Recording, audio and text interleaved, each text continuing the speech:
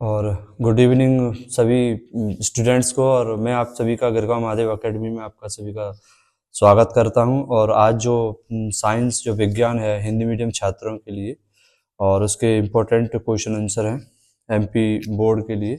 और ये बहुत ही इम्पोर्टेंट क्वेश्चन आंसर हैं। जैसे कि पहला जो पार्ट है जिसका नाम है रासायनिक अभिक्रिया, उसी पार्ट से पहला क्वेश्चन है संयोजन अभिक्रिया को उदाहरण सहित समझाना। तो संयोजन का वैसे हिंदी अर्थ होता है जोड़ना। तो यहाँ पर क्या होगा कि ऐसी अभिक्रियाएं, मतलब आप ये समझिए कि यहाँ पर क्या होगा कि दो अलग अलग केमिकल को लिया जाएगा और उनको जोड़ के एक बनाया जाएगा। जैसे आपको यहाँ देख लो, कार्बन और ऑक्सीजन दोनों जुड़ के क्या बन गए, कार्बन डाइऑक्साइड गैस बन गए। अब इसी को अपन परिभाषा में देखते हैं। दो रासायनिक अभिक्रिया जब ऐसा होता है, मिलाने पर कोई मिल जाता है तो उसको अपन रासायनिक अभिक्रिया कहते हैं, जिनमें दो या दो से अधिक तत्व, यहाँ कितने हैं, दो। और ये कौन है, तत्व। दो या दो से अधिक तत्व, तत्व मतलब जो शुद्ध चीज होती है उसको तत्व कहते हैं। लोहा, सोना, कार्बन, ये सब क्या तत्व कहलाते हैं। तो इसमें क्या हुआ, दो या दो से अधिक भी हो सकते हैं तत्व, और दोनों या फिर यौगिक।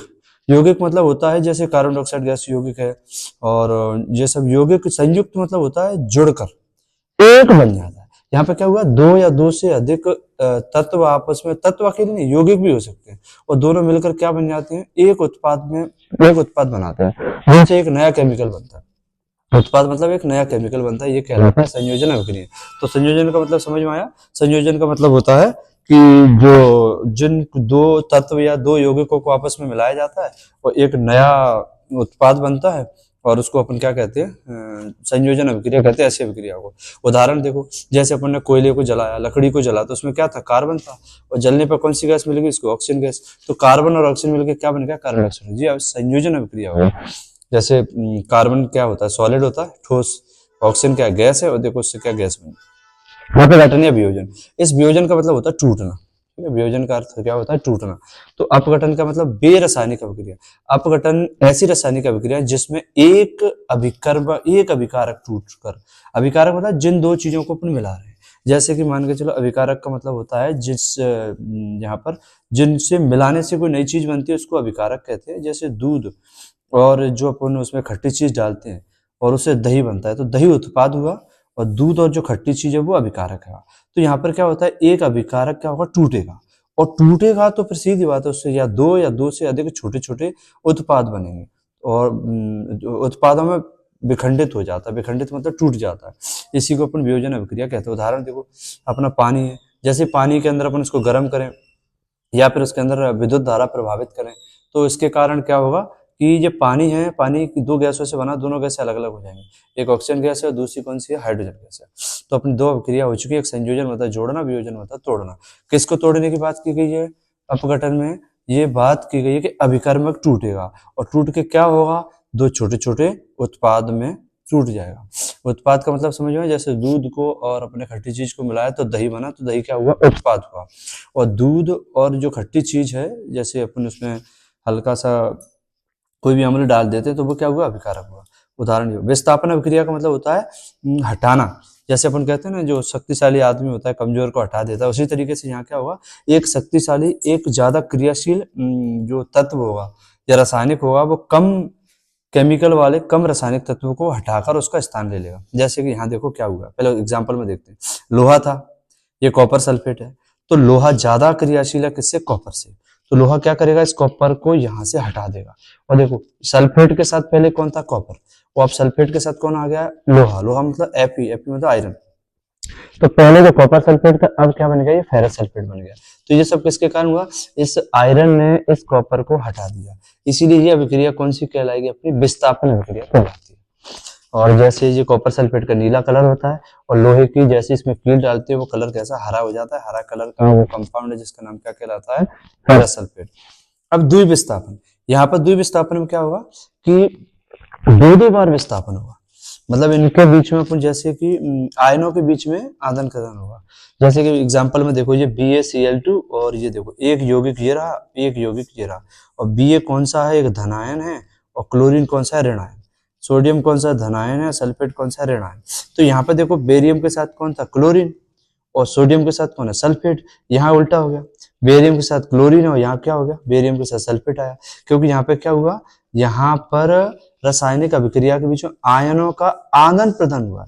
जैसे कि बात करें कि जो बेरियम है वो यहाँ पहुंच गया और सोडियम है वो यहाँ आ गया, तो इस वजह से ये दो दो बार विस्थापन हो रहा है। बेरियम यहाँ गया और सोडियम इसकी जगह पे आया, तो इसी को अपन द्विविस्थापन अभिक्रिया कहते हैं। अब देखो इस परिभाषा में क्या लिखा है, वे अभिक्रियाएं जिसमें अभिकारकों के बीच, ये इनको जिनको मिलाया जाता है उसको अभिकारक कहते हैं, के बीच में आयनों का आदान प्रदान होता है। आदान प्रदान मतलब आना जाना, जैसे ये आयन है BaCl NaCO, इनको आयन कहते हैं, इन्हीं के बीच में आपस में आदान प्रदान हो रहा है, तो ये अभिक्रिया क्या कहलाती है, द्विविस्थापन। तो द्विविस्थापन क्या है, अभिक्रियाएं। कैसी अभिक्रियाएं, जिसमें क्या होता है, अभिकारक किससे बनते हैं, आयन से। आयन ही क्या करते हैं, एक दूसरे को आपस में विस्थापित कर देते हैं, तो ये अभिक्रिया क्या कहलाई। अब देखो ये barium plus sulphate minus sodium plus chlorine minus, तो ये अभिक्रिया क्या कही, बेरियम सल्फेट अभिक्रिया। और जो सेकंड क्वेश्चन है, अब अपन देखते हैं उस दूसरे क्वेश्चन को, इसी चैप्टर का दूसरा क्वेश्चन। अब ये पांचवा है, अवक्षेपण अभिक्रिया से आप क्या समझते हैं। जैसे मैं चौक को पानी में डाल दूं तो क्या होगा, चौक पानी में घुलेगा नहीं, तो नहीं घुलेगा तो ये चौक क्या होगा, पानी जिसमें जिसी भी छोटी सी परख नली या ग्लास या किसी में अपन चौक को डालेंगे तो वो तली के नीचे में जाकर बैठ जाता है। तो नीचे क्यों बैठा, क्योंकि जो घुला नहीं था, तो इसको अभिलय कहते हैं। बस इसी के ऊपर है। देखो इसमें क्या होता है कि दो अभिकारकों को आपस में क्रिया की जाती है। जैसे मैंने बोला ना चौक और पानी, तो उन दोनों को मैंने क्या मिला, आपस में मिलाया, अभिक्रिया मतलब मिलाना। फिर उसके बाद अभिलय ठोस उत्पाद बनाते हैं। अभिलय मतलब जब घुलता नहीं है, अभिलय मतलब ना घुले, जो ना घुले, किस में ना घुले, पानी वानी किसी में भी, तो ये ना घुले। तो इस ना घुलने के कारण ये कैसा नीचे जाकर बैठता है, ठोस बन जाता है, और उस विलयन में उस ठोस के कण जो है अवक्षेपित हो जाते हैं, एक जगह आके बैठ जाते हैं। इस अभिक्रिया को क्या कहते हैं, अवक्षेपण कहते हैं। जैसे यहाँ पे देखो, ये सिल्वर नाइट्रेट है और ये सोडियम क्लोराइड है, तो यहाँ पर क्या होगा कि सोडियम सिल्वर यहाँ से निकलकर क्लोरीन के साथ आएगा और ये घुलेगा नहीं, और घुलेगा नहीं और ये अपनी परख नली के नीचे आकर बैठ जाएगा, तो ये क्या कहलाया, ये अपना सिल्वर क्लोराइड कहलाया। अब इसके बाद देखो बहुत इंपॉर्टेंट क्वेश्चन है, ये सभी इंपॉर्टेंट क्वेश्चन है पूरे। पहला जो चैप्टर है रासायनिक अभिक्रिया से, वायु में जलाने से पूर्व मैग्नीशियम रिबन को साफ क्यों किया जाता है। तो देखते हैं, ऐसा इसलिए होता है कि मैग्नीशियम रिबन काफी समय तक रखा रहता है और उसके रखे रहने से उसके ऊपर एक परत बन जाती है धुंधली सी, और वो परत जब जम गई, ये मान के चलो ये मैग्नीशियम है और मैग्नीशियम है, उसके ऊपर ऑक्सीजन की एक परत बन गई। अब ये क्या होगा कि परत जैसे अपन इसको जलाएंगे तो ये परत इस मैग्नीशियम को जलने से रोकेगी, इस वजह से मैग्नीशियम अच्छी तरीके से नहीं जलेगा। तो क्या होता है, इसको जलाने से पहले से जितनी भी इसकी जो परत जमी है उसको हटाया जाता है और दोबारा से मैग्नीशियम जो है वो प्राप्त हो जाता है और फिर वो सही तरीके से जलेगा। अब देखो यहाँ क्या लिखा है, मैग्नीशियम रिबन के ऊपर एक धुंधली मैग्नीशियम की क्या बन जाती है, ऑक्साइड की एक आरक्षक परत बन जाती है। आरक्षक मतलब उसकी रक्षा कर रही है इसलिए, और उसे हटाने के लिए वायु में जलाने से पहले उस रिबन को साफ किया जाता है, क्योंकि वह आरक्षी परत मैग्नीशियम को ऑक्सीजन से क्रिया करने से क्या होगी, रोकेगी। ये जो परत है तो अपन इसको जलाएंगे तो यहाँ मैग्नीशियम है अंदर और जो आग जो है बाहर की तरफ है, इसीलिए वो नहीं जल पाएगा और अच्छी तरीके से नहीं जलेगा, और जब साफ करके जलाएंगे तो अच्छी तरीके से जल जाएगा। लोहे की वस्तुओं पर हम पेंट क्यों करते हैं, क्योंकि लोहा क्या होता है, अपने नमी और ऑक्सीजन से क्रिया करके उसमें जंग लग जाती है, और लोहे की वस्तुओं का संक्षारण से बचाने का मतलब जंग से बचाना। संक्षारण मतलब क्या होता है, जंग से बचाने के लिए हम उनको पेंट करते हैं जिससे वे नमी के संपर्क में ना आए, और नमी के संपर्क में नहीं आएगा तो लोहे में जंग नहीं लगेगी। संयोजन अभिक्रिया वियोजन अभिक्रिया को दोनों को परिभाषित करना, तो हम स्टार्टिंग पे पढ़ ही चुके हैं, ये क्वेश्चन रिपीट है।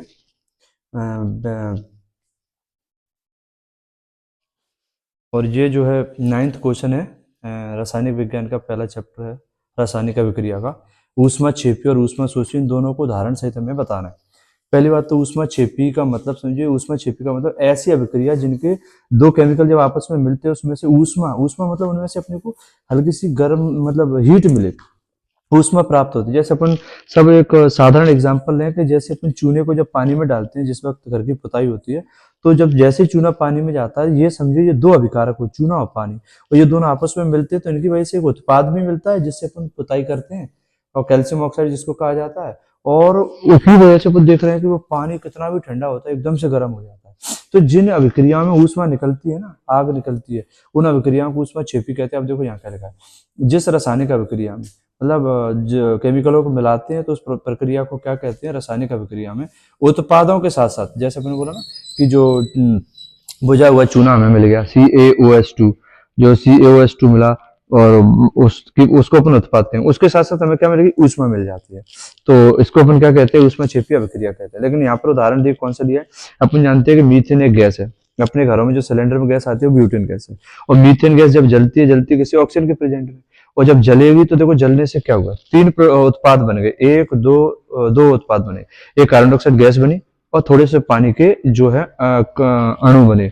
तो उसके अलावा देखो क्या निकली, ऊर्जा निकली, जिसकी वजह से क्या होता है, वो गैस जलती है और हीट निकलती है, और जिस वजह से उस पर सब्जी अब्जी और रोटी है वो बनाया जाता है। तो इसका मतलब क्या हुआ कि ऐसी अभिक्रिया जिसमें उत्पाद तो जो मिल गए दो, इसके साथ साथ हमें ऊर्जा मिली है। इस अभिक्रिया को क्या कहते हैं, ऊष्माक्षेपी अभिक्रिया कहते हैं। अब आ गया कि ऊष्माशोषी। ऊष्माशोषी को आप ऐसे समझिए जिसमें अपने को उल्टा अपने को अपनी तरफ से ऊष्मा देनी पड़ती है। जैसे अपन पानी को गर्म करें तो हमें अपनी तरफ से क्या देनी पड़ रही है, ऊष्मा देनी पड़ रही है। जैसे हाँ, तो ऊष्माशोषी मतलब जिस अभिक्रिया में ऊष्मा अवशोषित होती है, अवशोषित मतलब और खर्च होती है अपनी तरफ से।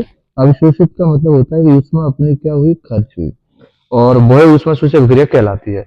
एग्जाम्पल के तौर पर देखिए यहाँ पर ऊष्मा सूची के तो बहुत से एग्जाम्पल, अगर ये आपको डिफिकल्ट लगे तो आप दूसरा कर लीजिए। ऊष्मा सूची में आप देखिए जैसे पानी है, पानी को, या फिर पानी नहीं, अपन बाजार से जो कैल्शियम कार्बोनेट का जो चूना पत्थर जिसको बोलते हैं वो लाते हैं, और ये सॉलिड था, और इसको हीट देते हैं, ऊष्मा दी इसको, और जैसे ही ऊष्मा देंगे तो टूट गया किसमें, कैल्शियम ऑक्साइड में और कार्बन डाइऑक्साइड गैस में। तो इसका क्या हुआ, पहले एक ही उत्पाद था, अपने जैसे इसको हीट ऊष्मा दी, हीट मतलब क्या होता है, इसको ऊष्मा दी, ऊष्मा देने से क्या होता है कि ये कैल्शियम ऑक्साइड और कार्बन डाइऑक्साइड में ये टूट जाता है। तो ये प्रक्रिया कौन सी, ऊष्मा सूची में, जिनमें ऊष्मा की जरूरत पड़ती है हम अपनी तरफ से देते हैं, और ऊष्मा क्षेत्र में जिनमें हमें ऊष्मा मिलती है। ठीक है। अब आ गया उदाहरण में दोनों करा दिए। इसमें मीथेन गैस, अगर मीथेन गैस ना है तो देखो वो वाला लिखो जो घर में अपन जाते हैं कि जैसे अपन कैल्शियम ऑक्साइड को लेकर आए और चूना को लेकर आए बाजार से, फिर इसको किस में डाल दिया, पानी में डाल दिया, और इन दोनों को पानी में मिलाने से क्या हो गया, देखो CaOH2 बन गया, जिसका पूरा नाम पढ़े तो कैल्शियम हाइड्रो ऑक्साइड। और ऊपर से हमें क्या मिलेगी, हीट, मतलब जो है ऊष्मा मिली।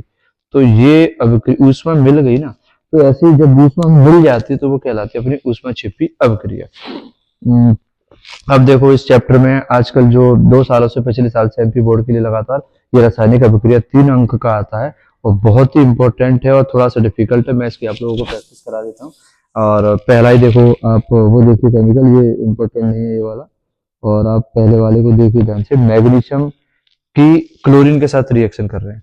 तो क्या होगा, जब मैग्नीशियम और क्लोरीन दोनों मिलते हैं तो क्या बनेगा, मैग्नीशियम क्लोराइड। ये तो बहुत आसान था।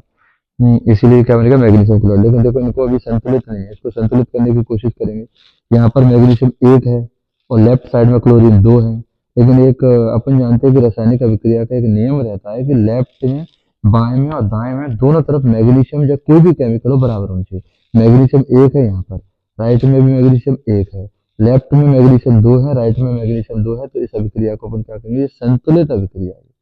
कैसी है, संतुलित। अब इसको देखते हैं, हाइड्रोजन, ये देखो हाइड्रोजन है, और ये मरकरी है, HgO ऑक्साइड है।